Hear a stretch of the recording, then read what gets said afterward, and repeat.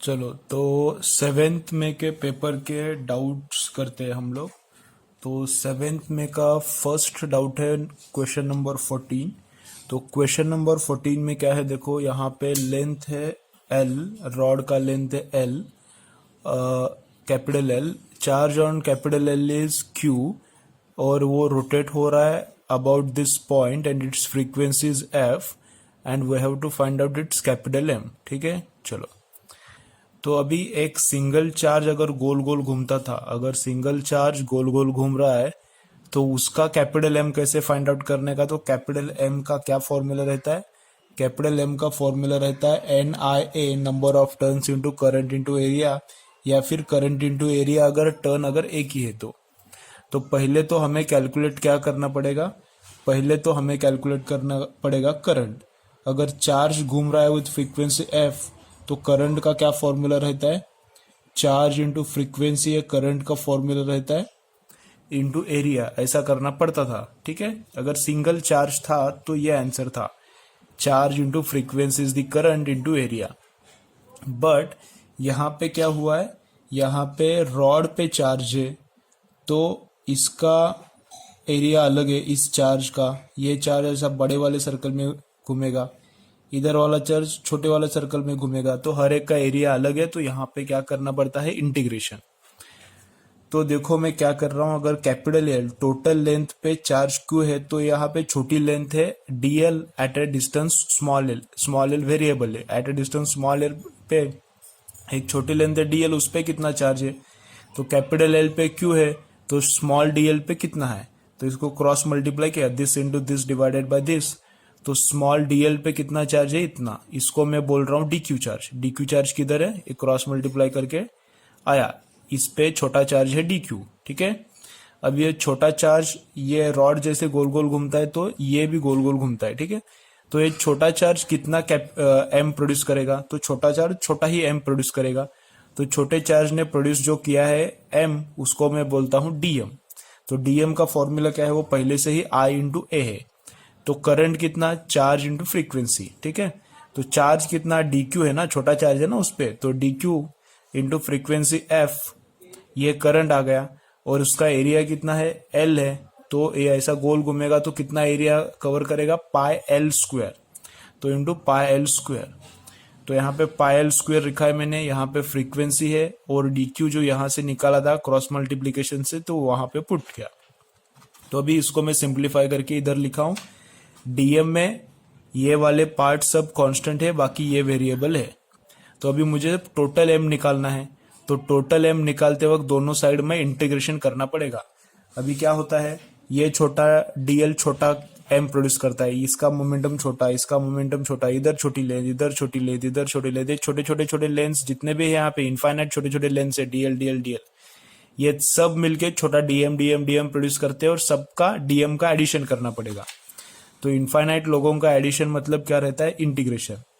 तो integration of DM is equal to integration 0 to L, ये अपना छोटा एल वेरिएबल है, ये छोटा एल कम से कम कितना होता है, अगर यहाँ का लेंथ लिया यहाँ का लेंथ लिया तो छोटा एल कितना होता है, छोटा एल होता है ऑलमोस्ट 0, छोटा एल होता है ऑलमोस्ट 0, और अगर एक्सट्रीम एंड तक गया तो कितना होता है, कैपिटल एल तक। तो Q F pi upon L तो कांस्टेंट है, एल स्क्वायर का इंटीग्रेशन क्या आता है, एल क्यूब अपॉन 3, और ऊपर वाला लिमिट डालने का तो एल क्यूब अपॉन 3 माइनस नीचे वाला डाला तो 0 क्यूब अपॉन 3, दोनों का सब्ट्रैक्शन किया तो ये आंसर आता है। ठीक है, चलो नेक्स्ट क्वेश्चन क्या है, ऐसा एक कंडक्टर है ऊपर से नीचे ऐसा पेन जैसा, यहाँ पे एक कंडक्टर है, तो पूछा है कि न्यूट्रल पॉइंट कहाँ पे रहेगा। तो यहाँ पे ये साइड को मैं साउथ पकड़ता हूँ, आगे वाले साइड को नॉर्थ, ऐसा ही नॉर्मल रहता है, राइट वाले को ईस्ट और लेफ्ट वाले को वेस्ट। समझ में आ रहा है, नॉर्थ, यहाँ पे मैंने वेस्ट लिखा है, थोड़ा ये ईस्ट चाहिए और यहाँ पे क्या चाहिए, वेस्ट चाहिए। समझ में आ रहा है, यहाँ पे अगर पेन है तो ईस्ट नॉर्थ, इधर वेस्ट, और नीचे क्या है, यहाँ पे इधर नीचे इधर साउथ नॉर्थ ईस्ट और वेस्ट। तो अभी ये नीचे करंट जा रहा है ना, तो मैग्नेटिक फील्ड कैसा प्रोड्यूस करेगा, थंब रूल से देखो, यहाँ पे थंब जाएगा तो ऐसा, तो ये मैग्नेटिक फील्ड कैसा प्रोड्यूस करेगा, ऐसा सर्कल, ऐसा वाला सर्कल, ऐसा वाला सर्कल प्रोड्यूस करेगा, ऐसा। ओके, क्लॉकवाइज, तुम्हारे हिसाब से कैसा, क्लॉकवाइज। तो और मैग्नेटिक फील्ड कैसा रहता है, अर्थ का मैग्नेटिक फील्ड रहता है, अर्थ का मैग्नेटिक फील्ड रहता है साउथ से नॉर्थ तक, जियोग्राफिक साउथ से जियोग्राफिक नॉर्थ तक, क्योंकि जियोग्राफी के साउथ पे मैग्नेट का नॉर्थ रहता है। तो अर्थ का मैग्नेटिक फील्ड ऐसा है, उधर जाने वाला, अर्थ का मैग्नेटिक फील्ड ऐसा उधर जाने वाला है। तो यहाँ पे अपना मैग्नेटिक फील्ड, कंडक्टर का मैग्नेटिक फील्ड कैसा रहेगा, इधर जाने वाला, ऐसा, इधर, ऐसा है ना सर्कल, ऐसा। तो अर्थ का मैग्नेटिक फील्ड यहाँ पे इधर है, और ये वायर का मैग्नेटिक फील्ड यहाँ पे इधर है, तो दोनों यहाँ पे ही कैंसिल करेंगे, और यहाँ पे कितना होता है मैग्नेटिक फील्ड 0, तो यहाँ पे न्यूट्रल पॉइंट मिलता है, यहाँ पे नहीं मिलता। यहाँ पे कंडक्टर का मैग्नेटिक फील्ड कैसा है, इधर है, और यहाँ पे अर्थ का तो हमेशा इधर ही है, साउथ टू नॉर्थ, ठीक है। तो ये अर्थ का है और ऐसा कंडक्टर का है, तो दोनों का एडिशन 0 नहीं हो सकता। यहाँ पर भी देखो, कंडक्टर का ऐसा रहेगा, सॉरी, अर्थ का ऐसा रहेगा और कंडक्टर का भी ऐसा ही रहेगा, ठीक है। कंडक्टर का ऐसा है ना, ऐसा सर्कल जाएगा, ऐसा सर्कल जाएगा, ऐसा सर्कल जाएगा, तो कंडक्टर का भी ऐसा ही है, अर्थ का भी ऐसा ही है, तो एडिशन हो जाएगा, कैंसिल होकर 0 नहीं होगा। तो 0 कहाँ पे होता है, इधर ईस्ट में होता है, ठीक है। चलो then question number 18, question number 18 में क्या है, ऐसा 2 कॉइल्स है और मैग्नेटिक फील्ड इधर है, तो मैग्नेटिक फील्ड का एक वर्टिकल कंपोनेंट आता है, एक हॉरिजॉन्टल। हॉरिजॉन्टल कितना आता है, b sin 30, क्योंकि ये 30 एंगल विद वर्टिकल दिया है, और वर्टिकल कितना आता है, b cos 30। अभी वहां पे 2 रिंग्स है, एक रिंग ऐसा हॉरिजॉन्टल है और एक रिंग ऐसा वर्टिकल है। तो वर्टिकल वाला ऐसा रिंग है, देखो ऐसा ऐसा वाला रिंग है, तो वर्टिकल वाला रिंग का मैग्नेटिक फील्ड कैसा रहेगा, क्या है, चीटी आ गई। वर्टिकल वाले रिंग का, अगर वर्टिकल वाला रिंग ऐसा है, तो वर्टिकल वाले रिंग का मैग्नेटिक फील्ड कैसा रहेगा, ऐसा हॉरिजॉन्टल रहेगा ना। और जो हॉरिजॉन्टल वाला रिंग है, ऐसा वाला रिंग है हॉरिजॉन्टल वाला, हॉरिजॉन्टल वाले रिंग का मैग्नेटिक फील्ड कैसा रहेगा, हॉरिजॉन्टल वाले रिंग का मैग्नेटिक फील्ड एक तो ऊपर या तो एक तो नीचे रहेगा। तो हॉरिजॉन्टल वाला रिंग वर्टिकल वाले कंपोनेंट को कैंसिल करेगा, हॉरिजॉन्टल रिंग वर्टिकल कंपोनेंट को कैंसिल करेगा, और vertical ring Y ring horizontal component को कैंसिल करेगा। ऐसा करके वहां पे न्यूट्रल पॉइंट मिलेगा, दोनों कैंसिल हो जाएंगे, और ऐसा करके वहां पे न्यूट्रल पॉइंट मिलेगा। तो x यहाँ पे लिखा है मैंने, x balances b cos 30, y balances b sin 30। तो b cos 30 को x बैलेंस करेगा, तो x का सेंटर पे कितना मैग्नेटिक इंडक्शन प्रोड्यूस करेगा, म्यू0 I/2r, तो I x वाला, और b sin 30 इसको कौन बैलेंस करेगा, y रिंग बैलेंस करेगा। तो यहाँ पे मैंने ऐसा लिया है, तो दोनों का रेशो लिया और दोनों को सॉल्व किया, तो आंसर कितना आता है, 1/√3, ठीक है। थोड़े न्यूमेरिकल जितने भी है, ये 14, ये 15 और 18 थोड़े सोचने वाले हैं, थोड़े डिफिकल्ट नहीं बोल सकते, लेकिन सोचना पड़ता है। ओके, थोड़ा टाइम दो उसको, सोचो तो फिर समझ में आएगा। ओके चलो, क्वेश्चन नंबर 19 नॉर्मल है, सिंपल है।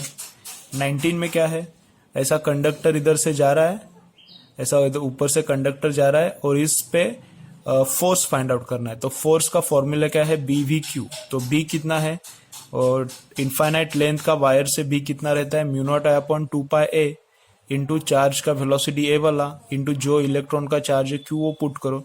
तो यहाँ पे मैंने कैलकुलेशन किया है, सिंपल कैलकुलेशन है, आ जाता है आंसर, ठीक है। चलो उसके बाद क्वेश्चन नंबर 28।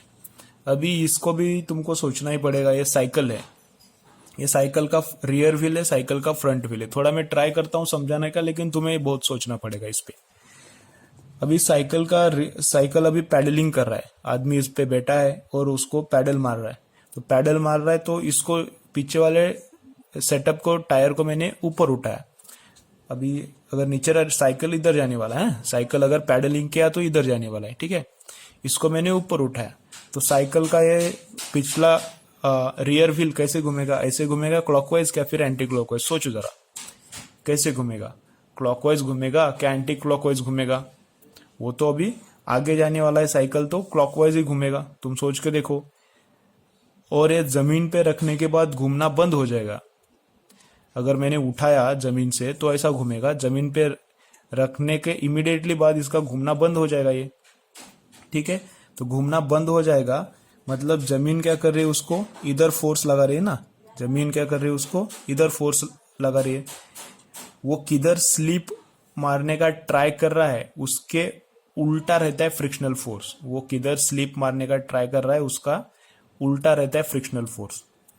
अगर ऐसा ऑब्जेक्ट सरफेस है, ऑब्जेक्ट इधर है, ऑब्जेक्ट अगर इधर स्लिप मार रहा है, ऑब्जेक्ट अगर इधर स्लिप मारने का ट्राई कर रहा है तो फ्रिक्शनल फोर्स इधर रहता है। ऑब्जेक्ट अगर इधर स्लिप होने का ट्राई कर रहा है तो फ्रिक्शनल फोर्स इधर आगे रहता है। तो वैसे ही देखो, या फिर ऐसा सोचो, ये जो सरफेस है इस पे ऑयल है, ये जो सरफेस है इस पे ऑयल अगर रहता था, ऑयल रहता तो चाक ये व्हील कैसा स्लिप मारता था, ऐसा ही घूमता था ना, ऐसा ही घूमता था, ऐसा ही घूमता था और पीछे स्लिप होता था। तो पीछे स्लिप हो रहा है तो यहां से ऑयल जब मैं निकालूंगा तो फ्रिक्शन काम करेगा, ऑयल जब मैं निकालूंगा तो फ्रिक्शन काम करेगा। तो नीचे पीछे स्लिप होने नहीं देना है उसको, वो पीछे स्लिप होने का ट्राई मार रहा है।